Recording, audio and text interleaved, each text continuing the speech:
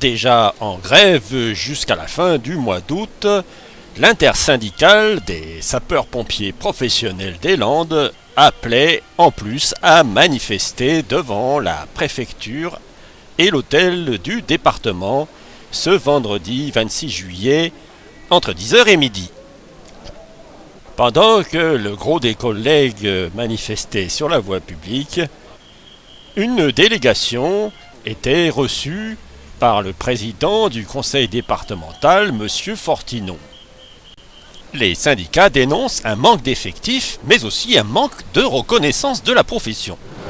En fait, on a fait plusieurs courriers au préfet et au président du conseil départemental.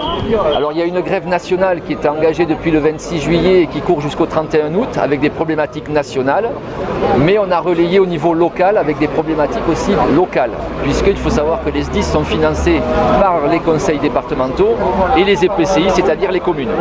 Voilà, donc à notre niveau, en fait, les trois grosses revendications que nous avons, ce sont les effectifs, puisqu'ils sont en diminution constante depuis une vingtaine d'années, alors que les interventions augmentent et exponentiellement, puisqu'on est passé à environ de 22 000 il y a 10 ans à 33 000 l'année dernière. Voilà. Donc ça, c'est le premier problème.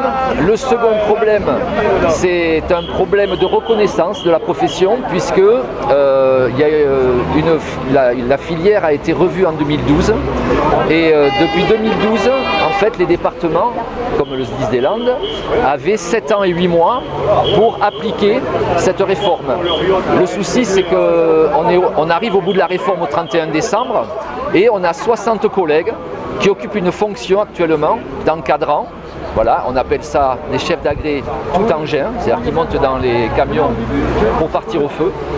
Et au 1er janvier, ils vont perdre la compétence qu'ils avaient parce que justement, ils n'ont pas été nommés au grade équivalent à leur fonction. Donc nous, ce qu'on demande, c'est que le SDIS des Landes se mette en conformité avec les textes. Voilà. Actuellement, un protocole a été signé par une partie des syndicats. Donc nous, à notre niveau, nous ne sommes pas signataires, puisque les agents seront nommés au 1er janvier 2023. C'est-à-dire qu'au lieu d'être nommés avant le 31 décembre cette année, ils vont perdre 3 ans. C'est comme si on demandait à une infirmière qui a le droit de faire une piqûre. À partir du 1er janvier, c'est fini, vous ne pouvez plus piquer. Et puis à partir du 1er janvier 2023, vous pourrez à nouveau faire des piqûres. Voilà. Et du coup, là, vous avez été reçu par le président du conseil départemental. Oui. Qu'est-ce qu'il en est ressorti? Alors il a été à l'écoute, il faut reconnaître, il a été à l'écoute, il a noté, il a pris acte. Après, on sait que ça a un impact financier et que la loi encadre les augmentations du budget du SDIS. Donc on souhaite, nous, que les effectifs soient revus à la hausse et qu'il y ait un plan pluriannuel qui soit relancé. Combien d'effectifs en hausse, par exemple? Alors nous, on l'évalue à minima, à 30 emplois minima, sauf qu'il en faudrait peut-être le double. Mais on sait que si on fait les efforts et que l'on le prévoit sur le temps en faisant un plan pluriannuel, il y a moyen de renforcer les effectifs et de pouvoir faire face plus facilement, puisque actuellement, le souci, c'est qu'on dépasse et on explose nos volumes horaires et on ne respecte plus nos repos de sécurité. Donc on fait prendre des risques aux pompiers qui prennent déjà des risques. Voilà. L'un des points principaux, c'est que vous venez de l'évoquer, ce sont les effectifs qui ne sont pas suffisants par rapport au nombre d'interventions qui explosent. Oui. Ça, vous lui avez dit ça aussi? Oui, absolument. Oui, on lui a dit et on lui a donné des exemples et surtout, mais il le reconnaît. On lui a dit que face aux événements actuels, notamment le feu de forêt, qui est un événement saisonnier qui se rajoute au risque courant, le fait qu'on ait des manques d'effectifs, le fait que les pompiers ne soient pas répartis forcément uniformément sur le territoire, pose des problèmes de délai qui engendrent des retards dans l'intervention et d'attaques massives pour les feux de forêt, par exemple avec 150 hectares à Ichous, parce que justement des pompiers n'étaient pas postés forcément à Ichous ou à Sanguinet comme il était autrefois. S'il y avait eu davantage de pompiers, le feu d'Ichous aurait été moins violent?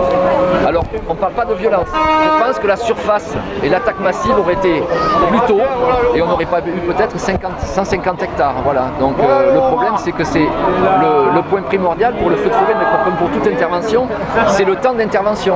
C'est le délai pour arriver sur place sur le chantier. Voilà. Plus ce délai est court, plus c'est favorable pour nous. M. Fortino, il vous a dit pourquoi il a attendu la manif pour vous recevoir?